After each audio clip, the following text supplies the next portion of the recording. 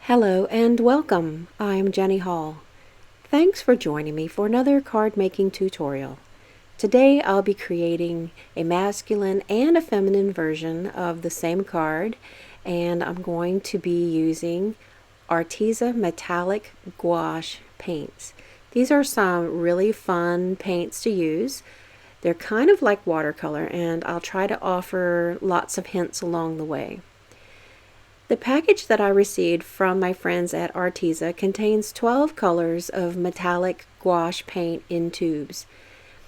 The tubes are easy to unscrew and to squirt out the paint, and the first thing that I did was to create a swatch so that I can see what these paints look like.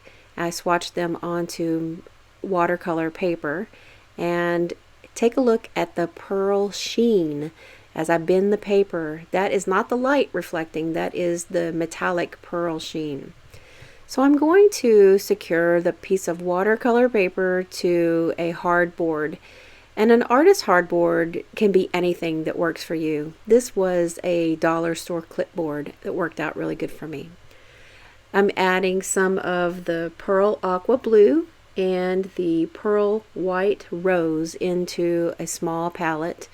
And I'm just mixing the paint up with a bit of water, and I'm using the backside of my brush to do that. I know that's a no-no, but it's kind of just what I've always done.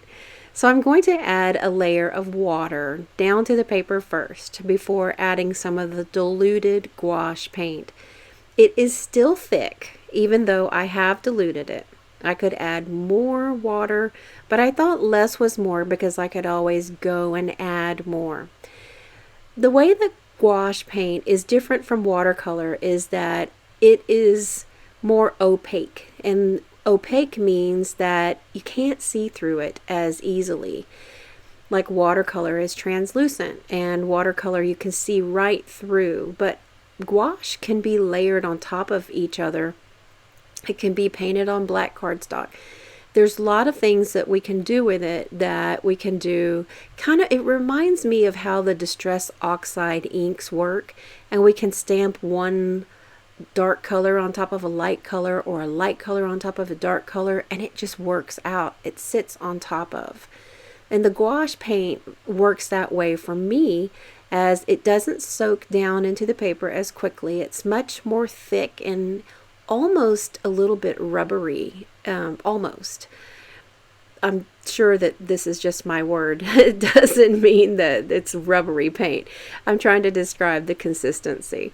So what I've done is worked more water and diluted more water with the gouache to be able to make that a nice transitional wash. I'm going to use a few stamp sets that are from the Greetery. One is called Fleur Impressions, and the other one is Comforting Commands. The Greetery has a guide to use, and I've pulled out the guide so I can kind of see how those layered stamps work, although I'm not going to be doing any layering today. The colors I added to my palette are the Pearl Bubblegum, the Pearl Purple Iris, the Pearl Orange, and the Pearl Emerald Green, and I've diluted those with a little bit of water too. Less water because I can add more water later down the line. Placing the stamps onto the Mini Misty, I used the stamp that would give me the most coverage, and I've stamped the images down to the paper with Hero Art's soft vanilla ink. This is kind of like the no-line watercolor process, but it's different, as I'm just using the yellow ink as a road map to be able to paint on top of and completely cover up anything that's that yellow ink. So I'm using a smaller brush. This is a round brush. The first brush I used was a flat brush, and I'm adding the pink color, and it is diluted, and then adding the purple color. And what may not be as easy to see as I have sped up the video is that in between the colors I am cleaning my brush in my dirty cup, wiping it off, and then dipping the brush into the clean water before I pick up the next color. And it's easy to add more water, but it's hard once the consistency has been changed. Now I'm using a couple of consistencies here. I'm diluting the outside petals, and then down in the center where I added the pearl orange, I left it really thick, and that texture is going to stay. That rubberiness is still going to be around. And you can see where I've added more color to the blue, or to the purple and the pink, and they're mixing together really nicely. So gouache is like an interesting way to paint because it behaves in a couple of different ways. It can stay thick, kind of like acrylic paint, and you can see that you can't see anything through it, or you can water it down to the point to where it behaves more like a watercolor paint. Not like watercolor, but more like a watercolor paint. So keep adding water and you can work with this. The gouache is a lot of fun. Now I didn't pull the tape back at a harsh enough angle, so I tore the paper at the top of my panel, but it's alright. This panel is big enough that I can trim it down with no problem. So I'm securing it in the Mini Misty, and I'm using one of the sentiments from the greeting. It says cast every care on him, and you might not be able to read that there is an accompanying stamp at the bottom that says that it's from 1 Peter. It's a really tiny stamp, and I would like to be able to use onyx black to get all of the crisp details, but because I am stamping on the dried gouache, I thought it would be best to add Stays On Jet Black, because that would give me the very best coverage.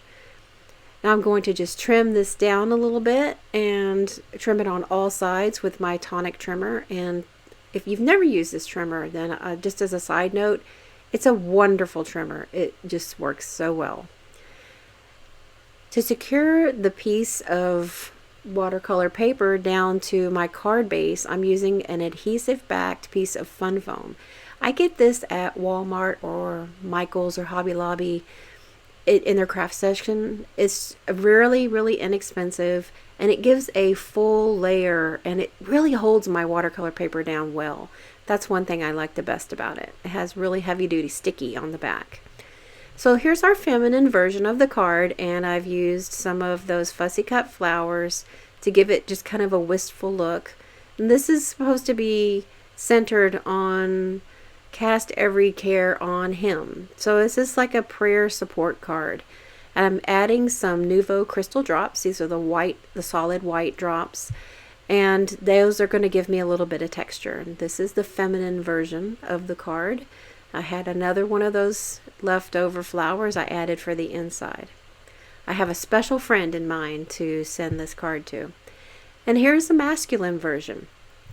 Same process, just whenever I get to the trimming part, I used one of the dies from Penny Black Antique Frames die set to give it a little bit of interest, because for guys, they don't like a whole lot of fussy frilly stuff. But there's a little bit more going on than the first card as far as the edging. So I'm adding some of those exact same drops. They're not glitter, they're just solid white. And here are the two cards together. Now I did create another project with that first panel that I previewed, and I'll have that one featured on my blog later this week. So if you want to go over and check it out, get more details, and download the free PDF. There's also a free PDF on my blog for this particular project too. So head over there and you can get more ideas.